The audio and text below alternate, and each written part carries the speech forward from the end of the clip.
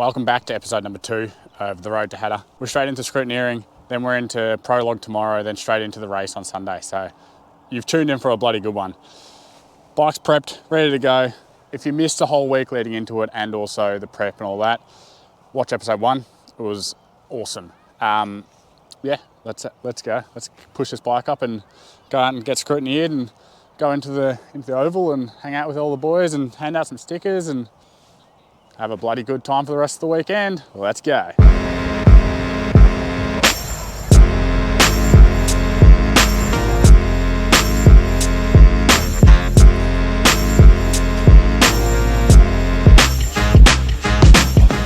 There you have it.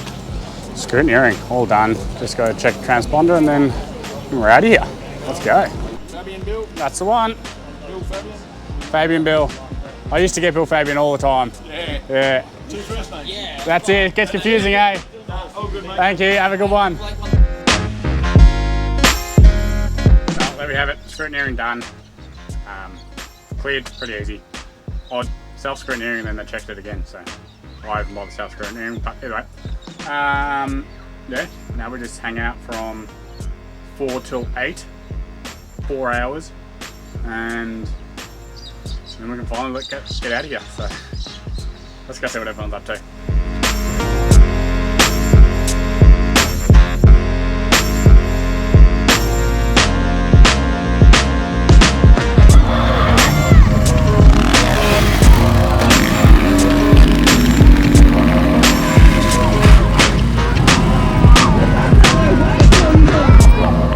So the best part of having a van is while we're supposed to be waiting and mingling and whatnot, which I will have done, and I'll go back out there soon, but I'm starving.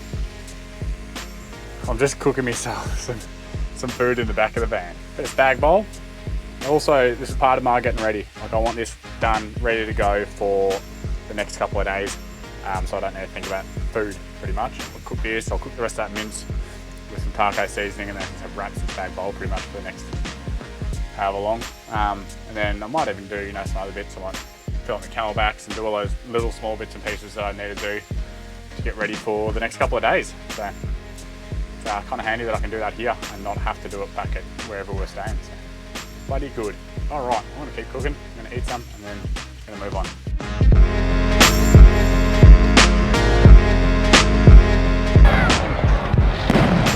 Come back here. Big one. That's a big one. Once these fireworks are finished, you're allowed to grab your bike and leave the show and shine. As you can see, everyone's pretty eager to get out of here, but the worst part is, because everyone's trying to leave at exactly the same time, you end up sitting in traffic for about 45 minutes just to get out of the park. It's Prologue day, but first we've got juniors. Little wheels first? Yeah, mini wheels first. Mini wheels, then big wheels, and then us after that. The little wheels and the big wheels are bloody awesome to watch, so let's go see how they're going.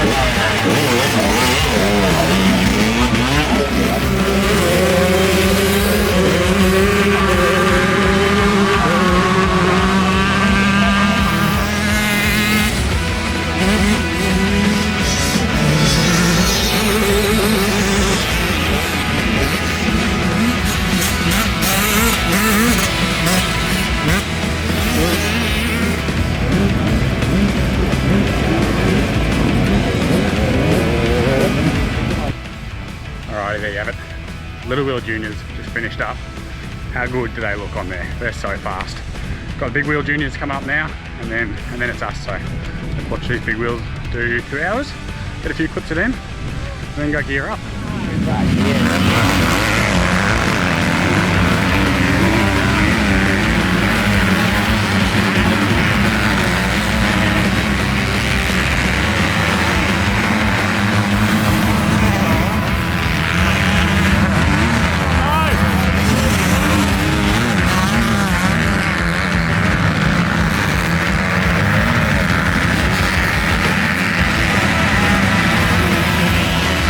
This poor fella had trapped himself under the bike, and because of the new MA rules, there's no spectators to be watching on the track other than in designated areas, meaning there was no one already on the other side who would have been able to help this kid get out from under his bike. I personally think this rule is actually silly, and it's kind of more dangerous in instances like this, where someone's trapped under a bike in a corner, and he was there for the full field, but no one was able to go help him to get him off the ground so no one else could run over him. Alrighty, time to load the bike up in line because it's supposed to be in number order, but I believe they might not be doing it that well this time. So, I'm gonna go slap it in order and get it done. Look at that. Put it up next to Barber. We'll see, maybe we'll go off with him because he's a motocross boy. So if I can tag onto the back of him for a bit, we'll get a good prologue. Let's go. Alrighty, it's time. We're halfway geared up. Bike's already over there. Junior, or the big wheel juniors are almost done. So I'm going to finish gearing up and then we're prologue. But before that, how good's this? So Liat sorted me out with a new helmet for Hattah 25. Bloody ripping looking thing. Full carbon. Thank you. And the beauty of the Liat helmets is they actually come with a pair of goggles because they're designed to work with each other. So, bloody good bit of gear, these things. Pretty keen to, well, not test it out, but test it out, if you know what I mean. So, let's finish off gearing up and get out there.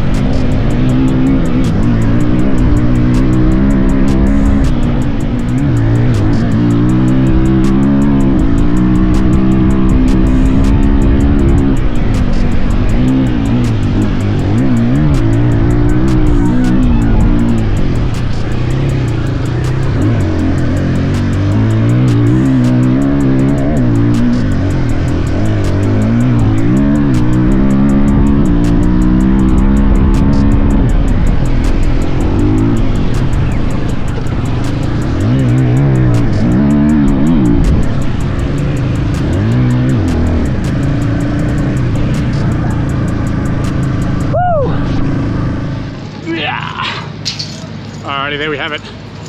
Prologue done. It's always good to get through Prologue without crashing. The fella on the first corner crashed in front of me, and yeah, it sort of accidentally made me slow down a lot because I had to go around him because he ducked his head right where I wanted to go. But we got there. A couple of the faster boys called me. Good to tag on the back of Jamie at the end there, which I was happy with. And yeah, productive day so far. Tomorrow's a big day. Let's go.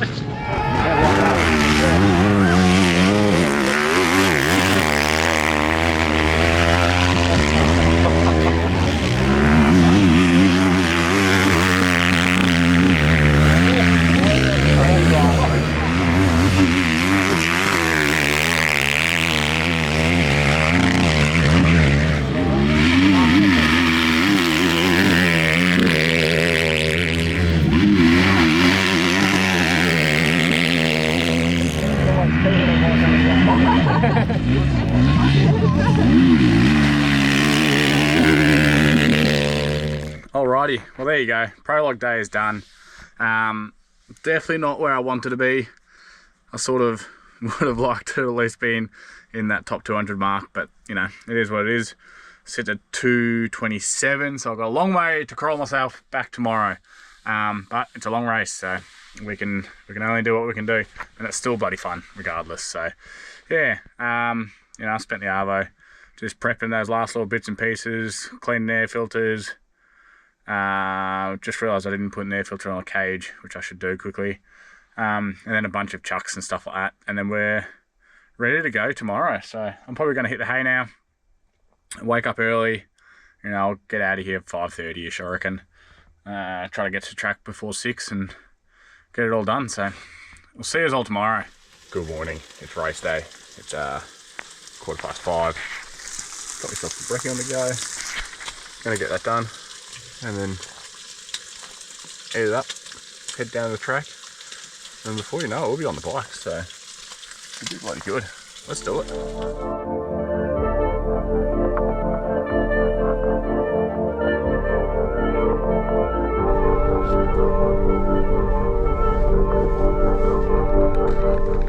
How you doing?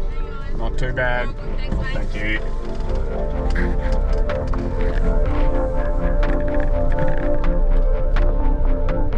We're in. Let's go. Let's go find the pits. Let's just pass the entry then. This is the exit right here. That's the exit back out of the pit. See that? 6, hopefully 7 times, but 6 realistically.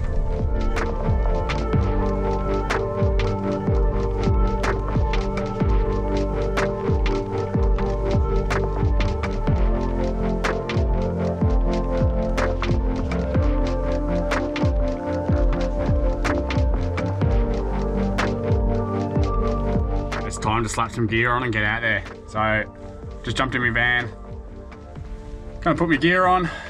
Pitting with some random fellas today. The gear's on. About to tape my hands up with all the tape that I cut the other day when we were at Shine, and then yeah, wander back over. Riders briefing, and we're on to it.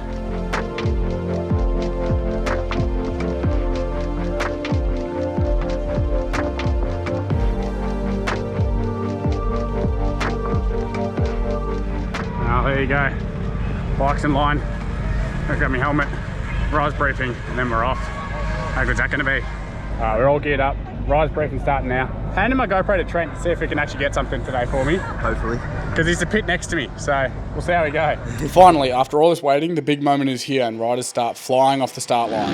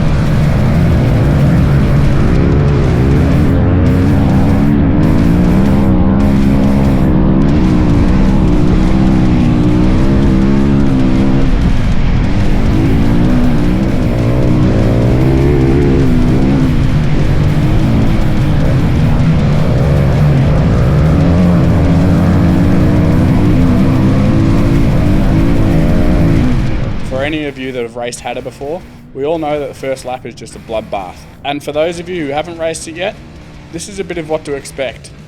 My main aim in the first lap is to try my hardest to stay out of the carnage as much as possible. It's so easy to get carried away and tangled up with someone, and before you know it, your race is over shortly after it started. As I found out back in 2018 when I came off hard in the first 10 minutes of the first lap, taking me out of the race with a dislocated and broken neck.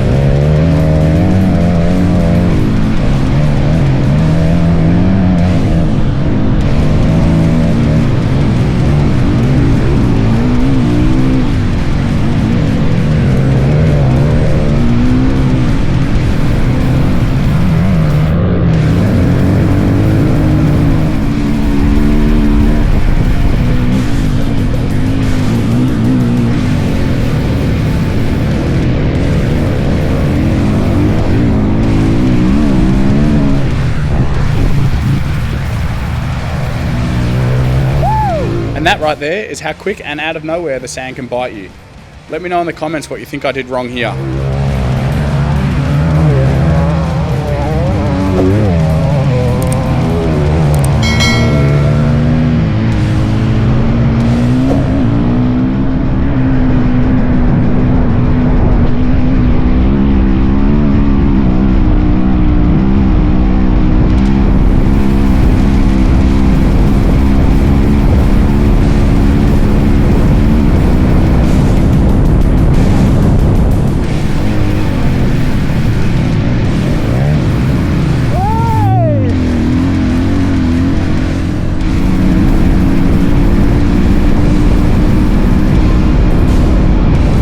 This right here is Banuna Road Straight, one of the longest and sketchiest straights in the race. Not only because of how fast it is and how chopped up it ends up, but also because of the spectators lining the side of the track. It gives everyone a little bit of a boost to maybe ride a little bit faster than they normally would.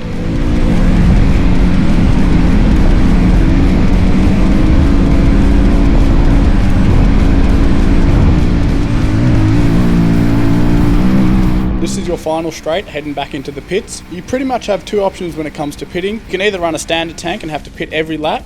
I find this works well for me, as that little time off the bike gives you the quick reset you need to attack the next lap. Or the other choice is you can run an oversized tank and go for 2 laps at a time. Yes, you don't lose time in the pits, but you'll be doing a total of 74 kilometers or an hour and a half. That's at my pace, that is, non-stop on your bike. What do you think is a better option? Let me know.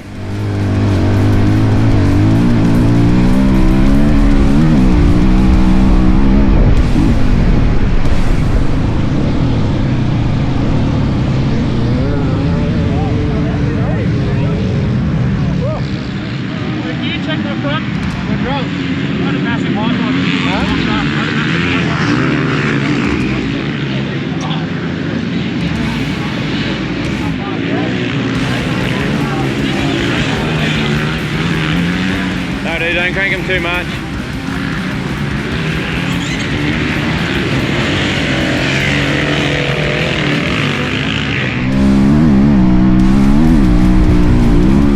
After getting my front end fixed up in the pits, I was straight back out into the deep sand for lap number 2, where I had some ground to cover after losing about 50 positions on lap 1.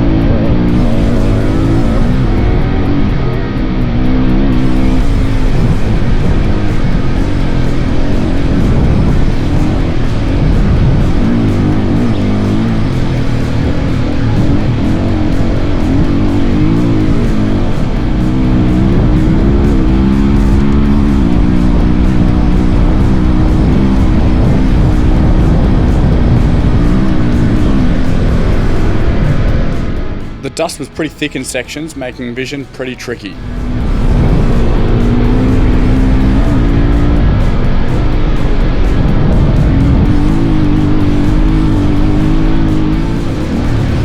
With the race being roughly 4 to 5 hours long, it's pretty important to keep up with your hydration. The only thing is, you need to find a spot to take your hands off the handlebars.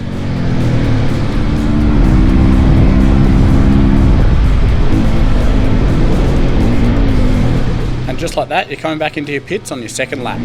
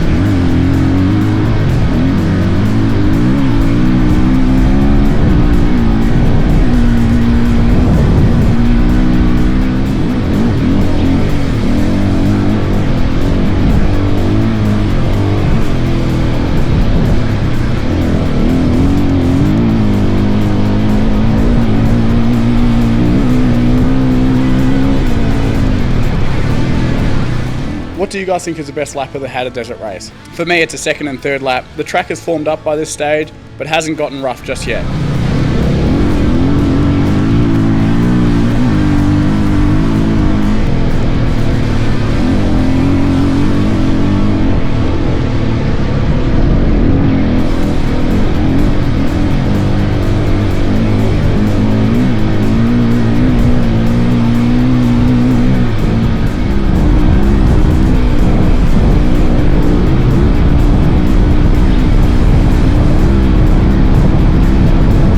As you can see, the Hattah Desert Race lives up to its name. It's a desert race, so there's definitely fast sections on the race like this. My top speed for the day was 145 kilometers an hour, so you need to have your wits about you, especially on that first lap, because there's things that will sneak up on you so fast. But don't let this make you think that the whole race is fast. There's a lot of deep sand sections that for the first few laps are nice and smooth, but from lap 3 onwards, the track becomes a completely different beast.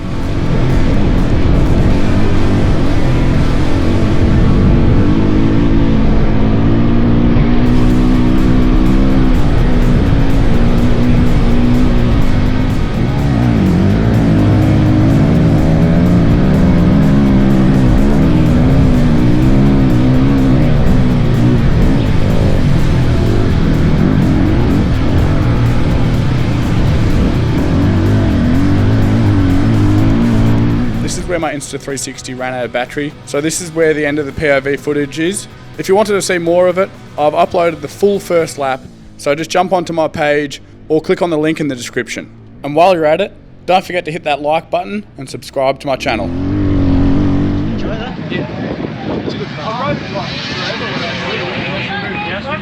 Keep going, Fab.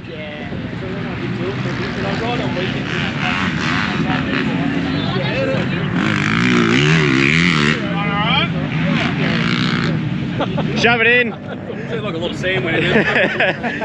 Crunchy banana.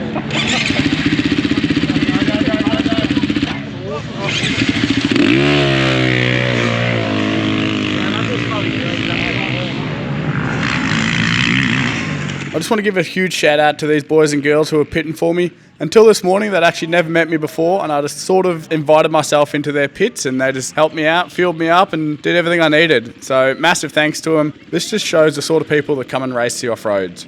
How's it going?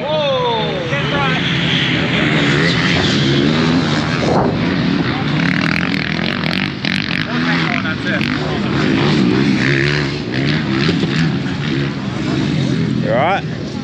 We're getting there. That's good. 1 or 2 laps left. Another 2, bring her home. 2? Surely I'm not going to get on that 7th lap. The arm's cramping. How's the arms? Cramping. It is up, I can't fucking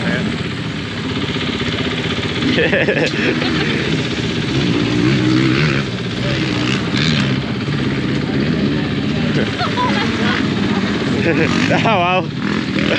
Shove her in. Yep. I'm 100% ready for the sound right now.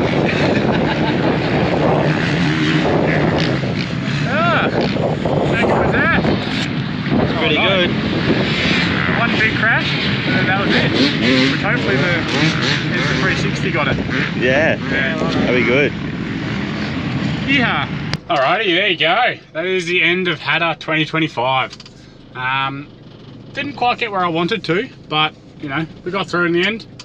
And yeah, I would have liked that top 100, but 186, considering how it all went, is not the end of the world. So yeah, all I got left to do now is clean the bikes quickly, and then, oh, this is gonna be tight. Anyway, as I was saying, I'm just trying to get out, so you kind of got to concentrate a little bit. Yeah, it was a rough day. So it's all good though. We got there, had one good crash at the start, and the rest of the day was pretty smooth sailing. I really want to get to that seventh lap mark. That's sort of my aim. I feel like if I can get there, then I'd be pretty happy.